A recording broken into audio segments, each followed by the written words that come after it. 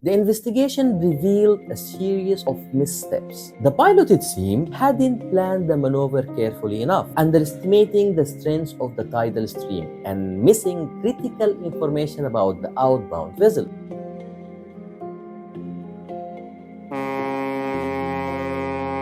Welcome back to Maritime Pilot, where we explore maritime mysteries and dive deep into the details of incidents at sea. Today we will be taking you on a journey up to River Humber, where a small but powerful LPG tanker, the Mansoon, was preparing for what seemed like a routine departure. But as we know, routine is often an illusion at sea, and in a moment, things can take unexpected turn. It's the 23rd of August 2008 and the clock reads 1955.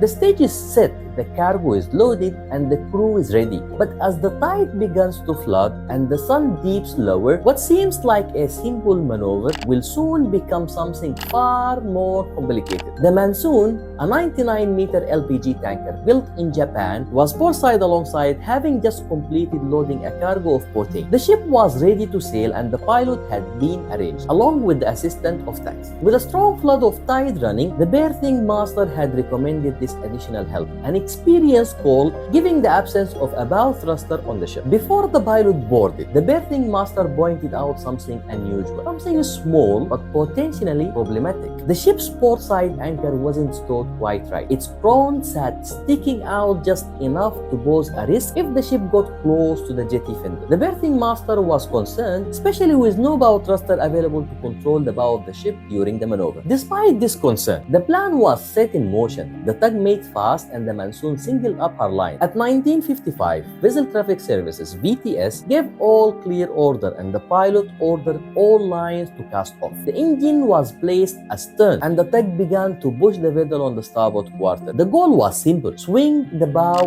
out to the river, then make a turn to starboard, moving downstream and away from the berth. But things didn't go quite as planned. After a ship bow altered slightly to the starboard, only about 1 degree, the pilot changed his mind. He ordered the tug to pull 20%, but this caused the bow to fall back towards the jetty. This maneuver wasn't going as smooth as expected, and time was ticking. The pilot then decided to try something different. He would use the rounded end of the jetty to help swing the ship's bow into the river. It was an unconventional move, but it worked. The Mansoon bow turned into the flow of the river. It seemed for a brief moment that the difficult part was over. Then, the unexpected happened. An outbound vessel, one the pilot did not notice before, appeared in the very area where he intended to turn the Mansoon to starboard. VTS had broadcasted information about the outbound vessel, but the pilot hadn't heard it. And worse, the bridge team hadn't relayed the message to the pilot either. In an instant, the plan had to change again. To avoid close quarter situation with the outcoming vessel, the pilot maneuvered the Mansoon to pass closely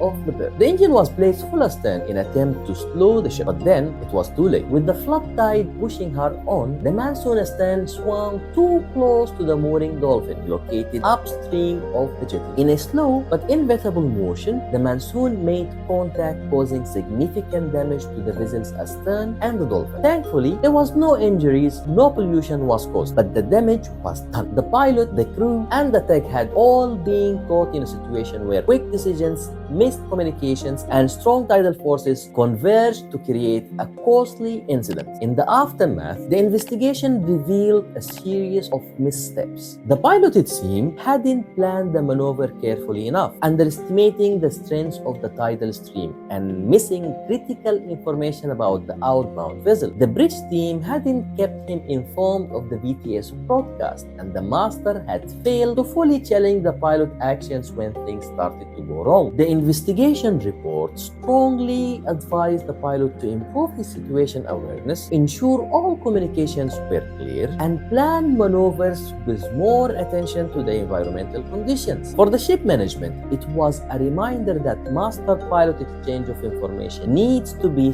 thorough, enabling the master to challenge decisions before they lead to irreversible mistakes. So what can we learn from the Mansoon incident? It comes down to 3 key points. Every member of the bridge team needs to be actively involved in relaying information. Situation awareness can only be maintained when communication lines are open. Every maneuver, especially in areas with strong tide streams, requires detailed planning. Even small miscalculations can lead to significant incidents. The master and the pilot must work together, sharing intentions and risks before action taken. When a pilot decision seems uncertain, it's crucial for the master to step in and offer alternative situations. In the end, the Mansoon incidents remind us that even the smallest details like stowed anchor or missed message can make all the differences. It's lesson for every seafarer. Stay vigilant, stay informed, and never underestimate the power of communication. Thank you for joining us on this episode of Maritime Pilot. If you enjoyed this story, don't forget to subscribe and hit the notification bell so you will never miss any updates. Until next time, safe sailing!